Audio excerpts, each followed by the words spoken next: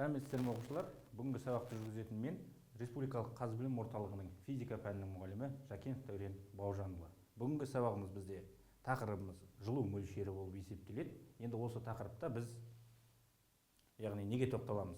Алдымен жылу мөлшерін анықтайтын формулалармен танысамыз, және де жылу мөлшеріне байланысты есептерді шығарамыз. Яғни жылу мөлшерінің формулаларына негізделген есептер шығарамыз. Сонымен оқушылар, назарларыңызды аударсаңыздар, алдымен біз міне суретке назарымызды аударайық. Бұл жерде суретте көріп тұрғандарыңыздай, яғни біз отты жағатын болсақ, осы оттың жылу мөлшері, оттан жылу мөлшерін алып бізде су қайнайды. Осы суды қайнатуға қанша жылу мөлшері керек екендігін анықтау үшін біз міне мына формуланы пайдаланамыз. Енді бұл формулаға назар аударатын болсаңыздар, бұл жерде міне См, Т2 алынған Т1. Бұл формулада С дегеніміз меншіктік жылу сыйымдылық. Қазір сіздерді таныстыра кетем. Ал бұл жердегі М дегеніміз масса. Мысалы, мына жерде су қызып ататын болса, осы суға жұмсалатын жылу мөлшерді анықтайтын болсақ, онда судың массасын алуымыз керек. Немесе ыдыс қызды десек, онда ыдыстың массасын алуымыз керек. Яғни қызатын дененің массасы болып есептеледі. Бұл жерде Т2 дегеніміз соңғы температура, Т1 дегеніміз бастапқы температура. Бұны сіздерге тағы да түсіндіре кетейін осы жерден. Мысалы 20 градуста су тұратын болса, ол бастапқы температура болып есептеледі. Осыны қыздыратын болсақ, 100 градусқа дейін қызады десек, онда ол соңғы температура болып есептеледі. Осылайша біз қызған, яғни дененің жылу мөлшерін анықтауға негізделген формула бұл.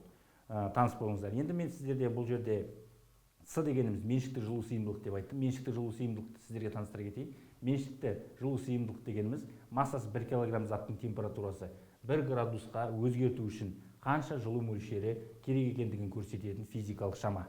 Енді келесі беттегі суретке назар аударатын болсаңыздар, бұл жерде көріп тұрғандарыңыздай, міне біз шайды, яғни ыдысқа, кесеге құятын болсақ, ол белгілі бір уақыттан кейін суитынын білесіздер. Яғни өзінің бойындағы жылу мөлшерін бөлмеге береді деген сөз.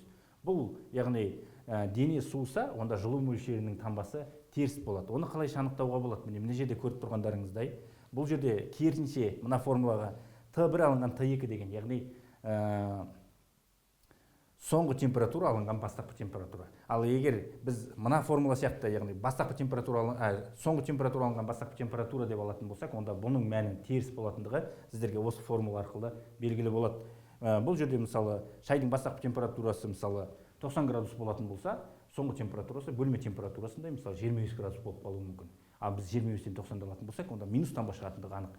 Демек біз дене суығанда өзінің бойына жылу мөлшерін бөлген кезде жылу мөлшері теріс таңбамен, ал өзі жылу қабылдағанда ондағы жылу мөлшері оң таңбамен жазылатындығын осы жерден білу керек. Біздің бұл жылу мөлшерді анықтайтын, яғни қыздырылған денені анықтайтын, жылу мөлшерін анықтайтын алғашқы формуламыз болып есептеледі. Таныс болыңыздар. Енді оқушылар, ары қарай жүрейік. Бұл жерде көріп тұрғандарыңыздай, міне химиялық реакция көріп тұрсыздар. Бұл жерде міне екі оттек және көміртек бар. Оттек пен көміртек реакцияға түсетін болса, онда көміршікшіл газын құрайтын білесіздер. Осы кезде бізде белгілі бір жылу мөлшері бөлініп шығады. Енді мына жерде көріп тұрғандарыңыздай, сіздерде суретте көмір. Алғашқы жағдайда біз бұл көмірді кез келген жағдайда көреміз. Мысалы, үйдің маңайында көмір орналасып, яғни жатуы мүмкін, көмір жатуы мүмкін. Осы көмірді біз неге жанып кетпейді? Өйткені бұл көмірде көміртек бар, ал ауада оттек бар. Ол екеуі бірігуі керек та, бізде химиялық реакцияның есін көміршікшіл газын түсіп, яғни ол жылу мөлшерін бөлетін болса, онда жану процесі жүру керек. Бірақ бізде, яғни далада жатқан көмір ол жанбайды. Себебі не? Себебін сіздерге сәл, яғни теориясына тоқталып кетейін. Бұл жерде ауадағы оттектің молекулалары мен көміртектің молекулалары бір-біріне жақындағанда, олардың арасында тебіліс күштері болады. Осы тебіліс күштің есебінен олар бір-біріне бірікпейді. Сондықтан далада жатқан көмірдің жанбайтын себебі сол. Ал егер біз үйде от жанып жататын болса, оның үстіне көмір тастайтын болсақ, онда оның температурасы көтеріледі. Ал температура көтерілген кезде молекулалардың қозғалысы жиілейтін білесіздер. Осының есебінен, яғни олардың оттектің, ауаның оттегінің атомы мен көмірдегі көміртек атомы бірігеді, яғни химиялық реакция түзейді. Осының есебінен бізде жану процесі жүреді. Енді оқушылар, назарларыңызды аударыңыздар. Бұл жерде кез келген жанатын заттар бар. Мысалы, ағаш, көмір, бензин, осы заттардың барлығы жанады. осы заттар жанғанда бөлінетін жылу мөлшерді қалай анықтаймыз? Міне мына формула, таныс болыңыздар. Бұл жерде Q, яғни үлкен Q тең болады кішкентай Q көбейтілген M. Кішкентай Q, кіші Q дегеніміз бұл бізде нені береді? Бұл бізде меншіктік жану. Мысалы, 1 литр бензин жанған кезде қанша жылу мөлшері берілетіндігі есептеліп кестеде берілген. Демек, бұл бізде ескере кетуіміз керек. Бұл кестеде бар мән, яғни меншікті жылу сыйымдылық деген, бұл тұрақты, яғни кестеде алдын ала есептеліп қойған. Меншікті жылу сыйымдылықта дәл сондай шама. Олардың барлығы сіздерде ұбт-да есепте кездесетін болса, онда ол жақшаның ішінде, төменде берілуі керек. Енді мына жерде міне назар аударып кетіңіздер, отынның меншіктік жану жылуы 1 кг отын толық жанғанда бөлініп шығатын жылу мөлшері, яғни ол кішкентай Q деген әріппен белгіленеді, өлшем бірлігі жол бөлінген килограмм. Енді формуланы түрлендіруді сіздер білесіздер. Бұл формула түрлендіру өте оңай, өйткені 3-ақ әріптен тұратын формула. Сонымен ары қарай жүрейік. Енді сіздерді тағы да бір таныстырып кететін формулам. Бұл пайдалы әрекет коэффициенті. Жалпы пайдалы әрекет коэффициенті дегеніміз не еді? Пайдалы әрекет коэффициенті дегеніміз пайдалы жұмыс бөлінген толық жұмыс еді. Бұл жерде енді біз жылу мөлшерге байланысты айтамыз. Мына суретке назар аударатын болсаңыздар, міне газда бізде шайнек қайнап жатыр. Газдың жылу мөлшері, газдың жанғанда бөлінетін жылу мөлшері бізде шайнекті қыздыруға жұмсалады.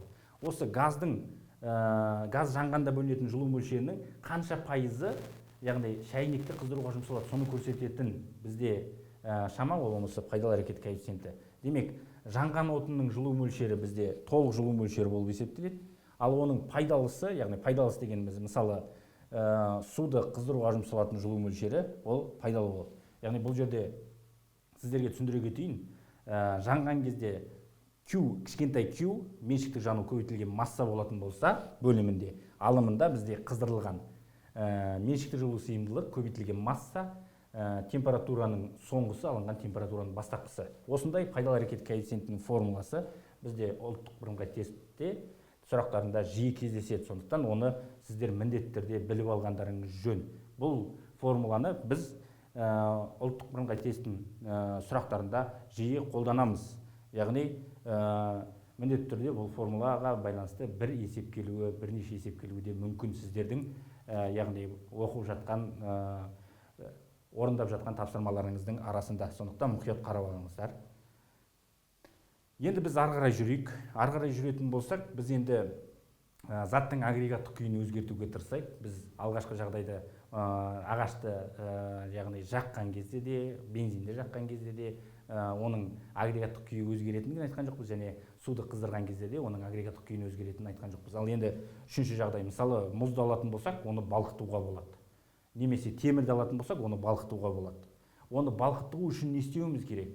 Оны балқыту үшін, міне бізде, ол егер балқу температурасында тұратын болса, онда біз мынау жылу мөлшерінің формуласын, яғни балқу температурасында тұратын болса, онда лямбда көбейтілген М. Лямбда дегеніміз не? Бұл меншіктік балқу жылуы.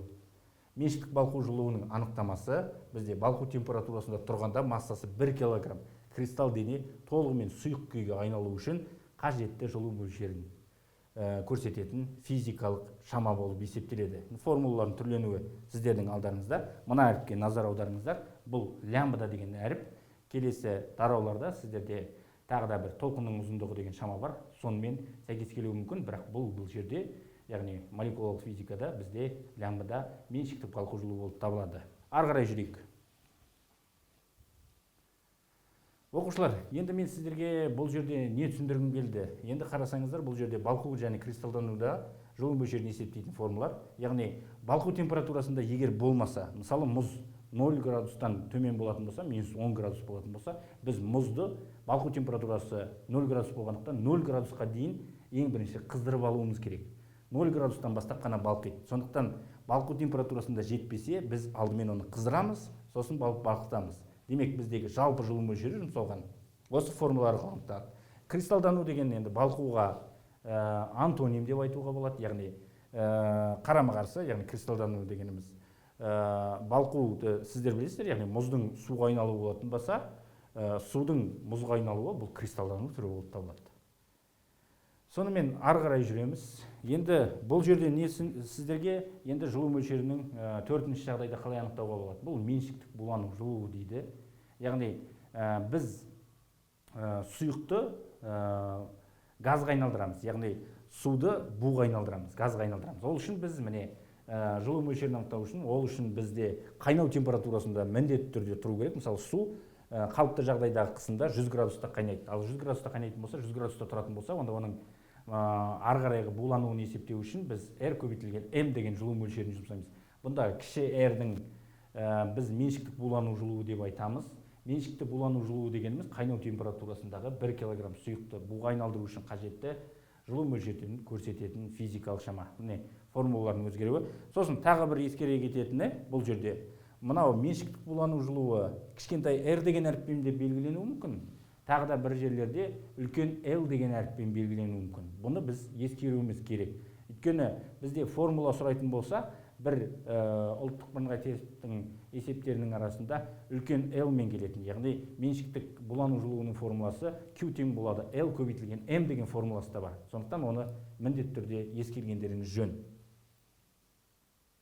Ары қарай жүрейік. Бұл жерде енді сіздерге мен таныстыра кететін болсам, тағы да бұл жаңағы балқу сияқты, егер булану кезінде ол қайнау температурасына жетпесе, оны алдымен біз қайнау температурасына дейін қыздырамыз. Мысалы, су 50 градуста болатын болса, оны 100 градусқа дейін қыздырамыз. Яғни қыздыру үшін міне мына формуланы пайдаланамыз. Бұл сіздерге алғашқы жағдайда анықталған формула, және оны 100 градустан кейін ары қарай буландыру үшін RM деген формуланың қосындысымен шығады.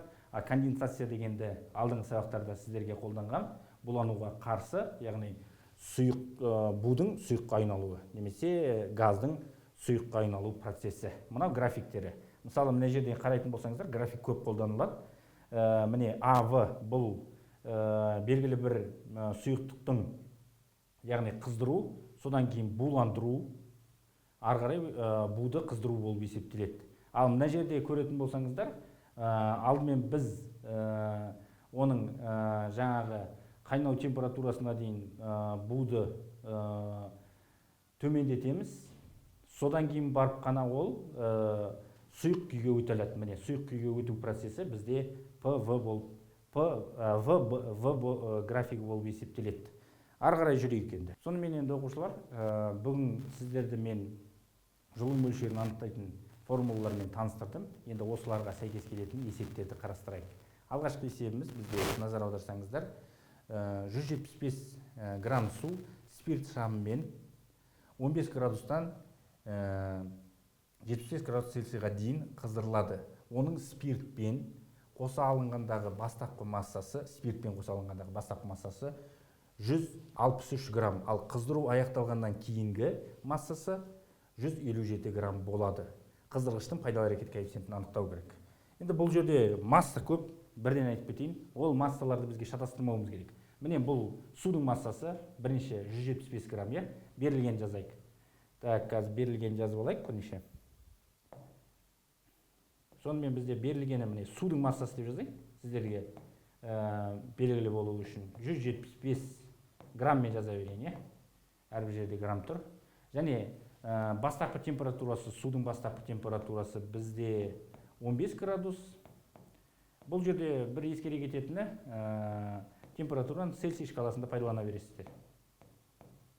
75 градус, және оның спиртпен қосып есептегенде, спиртовканың, яғни спиртпен қосып есептегенде, жалпы ыдыстың, спирт тұрған ыдыстың массасы бізде жалпы бірінші масса деп ала берейін мен. Бірінші массамыз бізде 163 грамм.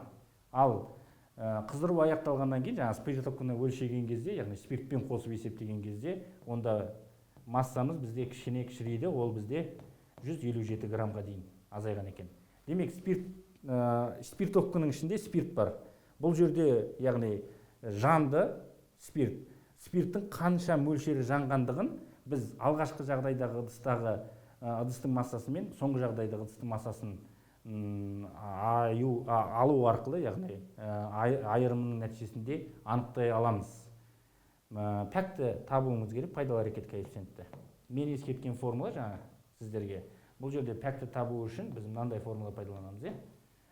Яғни қыздырылып жатқан шама бізде су, яғни судың меншікті жылу сыйымдылығы, судың массасы және судың соңғы температурасы, алынған бастапқы температурасы бөлінген міне спирттің массасы керек. Сп деп қояйын, спирттің массасы керек. Және спирттің меншікті жану жылуы керек. Ол бізде бар ма? Бар екен. Міне. Так, енді спирттің массасын қалай анықтаймыз? Бұл жерде спирттің массасын анықтау үшін жаңа айтып кеттім. Бастапқы жағдайдағы массадан соңғы жағдайдағы массаны аламыз. Сонда бізде 163-тен 157-ні алатын болсақ, бірден алып тастайық, 163 алынған 157. Так, неше болады?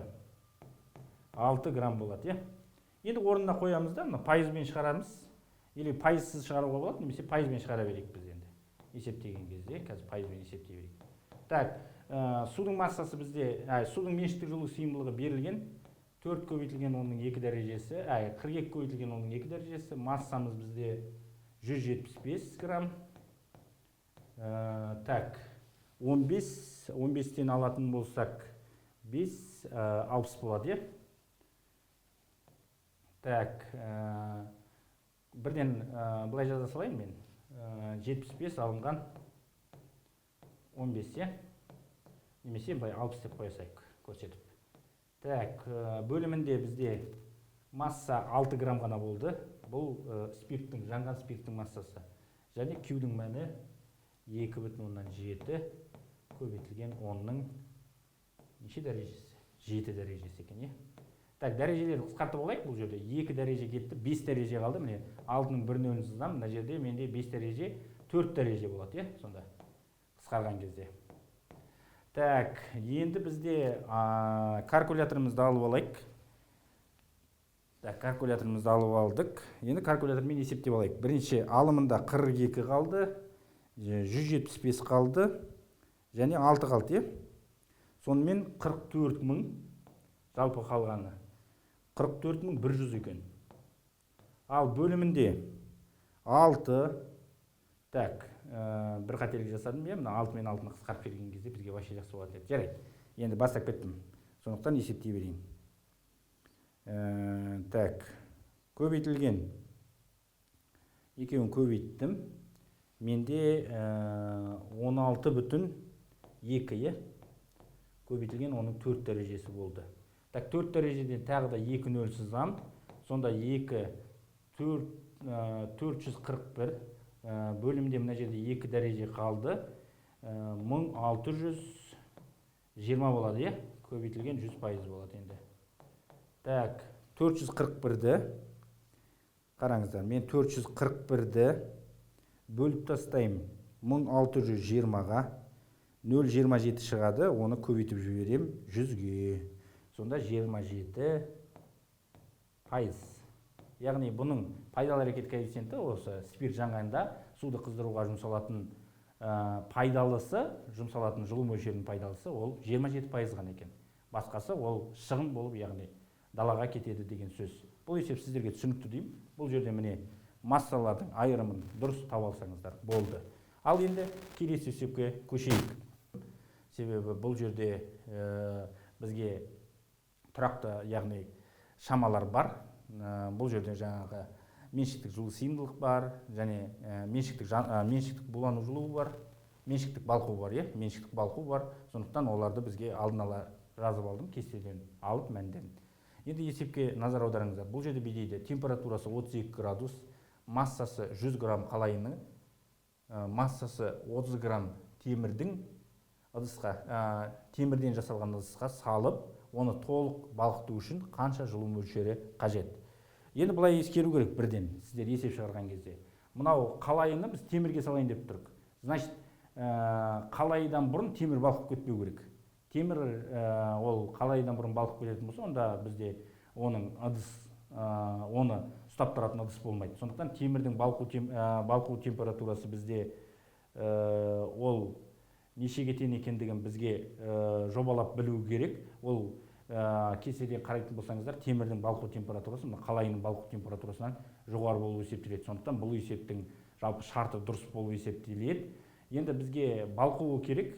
Мынау қалайының меншіктік балқуы керек. Ол бізде лямбда деген әріппен берілген. Міне мен сіздерге алдын ала жазып қойдым.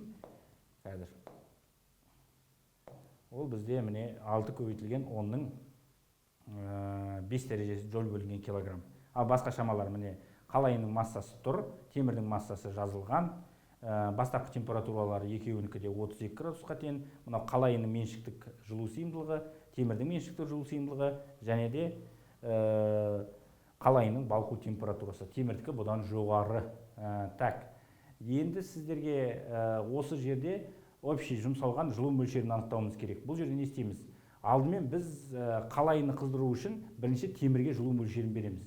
Темірге қандай жылу мөлшерін береміз? Темірді қыздыру үшін. Бірінші жағдай деп есептейін. Ол үшін біз темірді қалайыны қыздыруға жұмсалатын жылу мөлшерін жұмсаймыз. Қалайға қыздыруға жұмсалатын жылу мөлшері. Ол бізде темірдің массасы, яғни темірдің массасы берілген, темірдің меншіктік жылу сыйымдылығы және қалайының балқу температурасы алынған бастапқы температура, екеуі бір температурада тұрады деген сөз. Бұл жерден енді сразу бірден анықтап тастайық, сан мәндерін қойып. Так, енді қараңыздар. Мына жерде темірдің массасы бізге белгілі 30 грамм, не? Так, грамммен есептегенде мен оны килограммға аударып тастайын бірден. 30-ды бізге мыңға бөлу керек, немесе 3 көбейтілген оның -2 дәрежесі деп жазсам болады шығар. Килограмм, сіздер түсінетін шығар деп ойлаймын. Так, темірдің меншіктік жылу сыйымдылығы бізде 460. 4 көбейтілген оның 1 дәрежесі деп жаза берейін. Өзгерісі бізде 200-ге тең, немесе былай сіздерге көрсетіп қойын. Алынған 32, бұл айырымы 200-ге тең болып тұр. Так, 3-ті 46-ға көбейтейік. Өзі сан сол ғана, 3 көбейтілген 46. 138 болады. 138 көбейтілген неше дәреже? 2. Так, мына минус дәреже деп жаздық, міне 2 дәреже болады, міне минуспен 1 дәрежесі кетеді. Так, мына жерде мына дәреже кетеді, сонда мына жерде 1 дәреже ғана болады. Сонымен бізде 1380 джоуль жұмсалады екен 30 граммды қыздыру үшін 30 грамм темірді. Ары қарай енді біз қалайыны қыздырамыз, яғни оның балқу температурасына дейін. Қалайыны Q2, ол бізде Q2 қалайының массасы керек. Қалайының массасы, қалайының меншіктік жылу сыйымдылығы керек. Және балқу температурасы алынған, бұлар бірдей температурада деп ескерттім. Енді қалайының массасы бізде 100 грамм, немесе 10-ның -1 дәрежесі көбейтілген меншіктік жылу сыйымдылығы 250, немесе 25 көбейтілген 10-ның 1 дәрежесі. Міне 1 дәреже мен 1 дәрежені бірден қысқартып тастайық. Және 232 алынған 32. Так, бұл жерде бізде болады 200 болады, 232. Так, мынау 1-0 керек емес екен. 1-0-ді артық жаздым. Күте тұрыңыздар. Міне 1-0-ді өшіріп алайық. Так, 32. 32. Екеуінің айырымы 200-ге тең. Сонымен 25-50